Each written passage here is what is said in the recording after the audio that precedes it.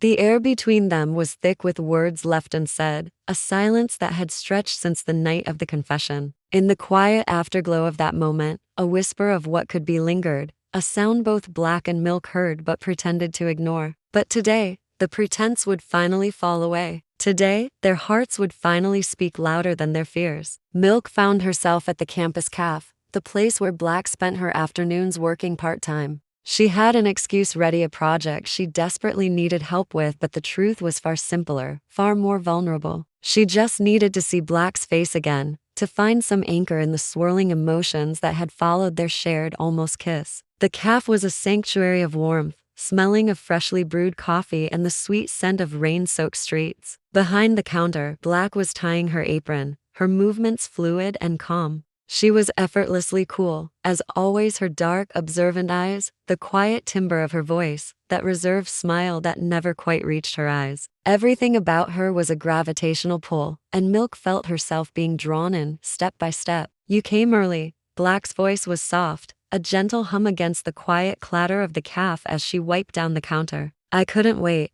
Milk blurted out, the words tumbling from her lips before she could catch them. A blush bloomed on her cheeks, hot and immediate. She quickly tried to backtrack. "I mean, for the project. I really couldn't wait to get started." A tiny smile played on Black's lips, a flicker that Milk caught instantly. It was one of those smiles that held a world of secrets, hiding far more than it ever revealed. They found a small booth in the corner, a little bubble of their own. Milk tried to focus on her laptop screen, clicking through files and pretending to be absorbed in her work. But her senses were entirely focused on Black. Every time Black leaned closer to point something out on the screen, every time her shoulder brushed against Milk's, her heart hammered against her ribs. She took a slow, steadying breath, but she knew Black noticed. Black always noticed everything. "You seem nervous," Black stated, her voice a low, intimate murmur that cut through Milk's concentration. "I'm not," Milk lied, and even to her own ears, it sounded unconvincing.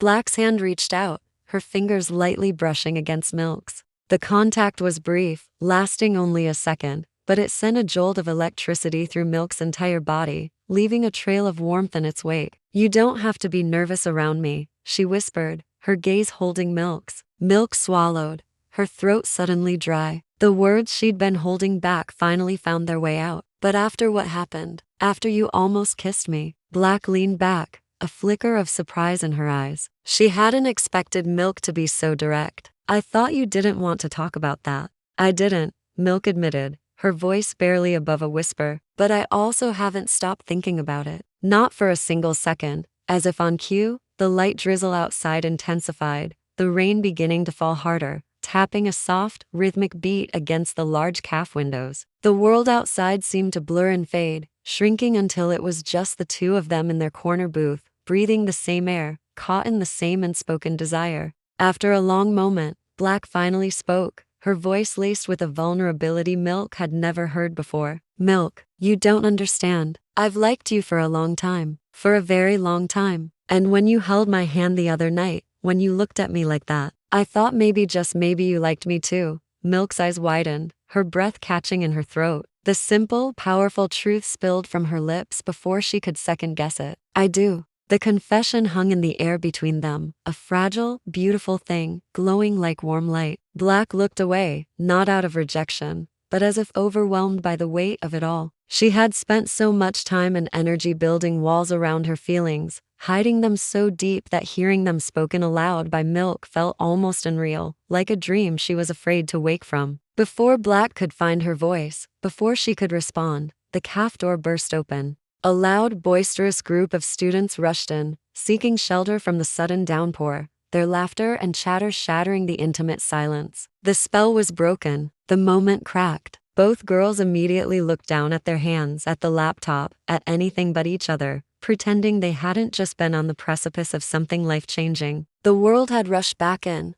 and their private bubble had popped. Later that evening, after the rain had softened to a gentle mist, Black offered to walk Milk home. The streets were quiet now, washed clean and gleaming under the soft, hazy glow of the streetlights. They walked in a comfortable silence, but the tension from the calf still simmered between them. Milk walked just close enough for their hands to brush with every other step, a tantalizing, almost touch that sent shivers up her arm. The unspoken feelings built with each silent footstep. Finally, Milk couldn't bear the silence any longer. "Can I ask you something?" she said, her voice soft in the quiet night. "Anything," Black replied, her tone just as soft. "Why do you keep pulling away? Every time I think we're getting close, you pull back. Why?" Black stopped walking and took a long, deep breath, the mist swirling around her. "Because I'm scared," she admitted, her voice heavy. "I'm not used to feeling like this, like I'm losing control, and I don't want to hurt you. What if I'm not? What if I'm not good for you?"